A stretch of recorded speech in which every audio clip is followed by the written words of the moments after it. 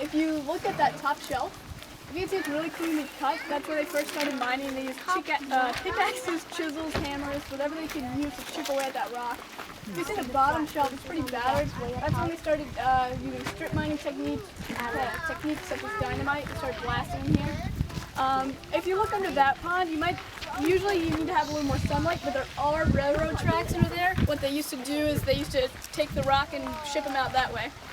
So this mine was in operation until about the 80s when they hit, this is the largest garnet mine in the world. Forgot to mention that. Whew. It's open pit, so there's 8 other pits that go up the mountain like that. This is pit number 1 and they all go up there. Wow. So this mine was in operation until the 80s. They hit the water table, that's where these 2 ponds came from. And they tried to pump out the water for a little bit. If you can see that black hose over there, they tried to pump it out, but it kept coming back. That pound's about 30 feet deep, pound's about 45. Jimmy Hoffa's in that one. And some garfish. You guys know what garfish Oh are? yeah. How do you catch garfish? With a garnet. Yeah, that one's terrible. I like the Jimmy Hoffa one though. But anyway.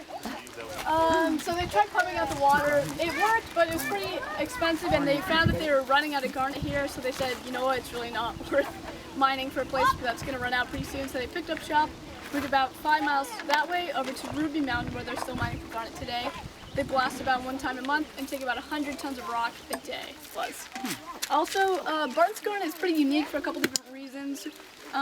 Most garnet is about above a 7 on the Mohs scale hardness, 1 being talc, which is a rock you can crush in your hand, 10 being a diamond, which is the hardest mineral on Earth. But Barton's garnet can range from 8.5 to a 9.5, which is pretty hard. When it fractures, it cleaves in a 90-degree angle, and it is self-sharpening, which makes it extremely good for abrasives, which is why they used it, mainly for abrasives.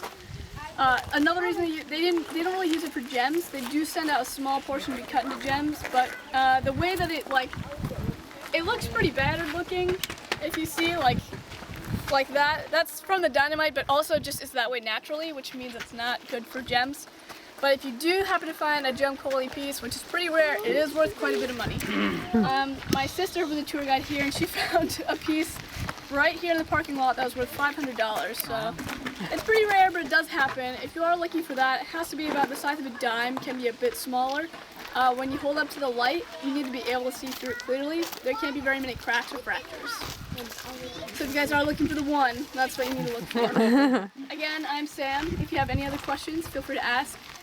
Some different techniques. Some people like digging around.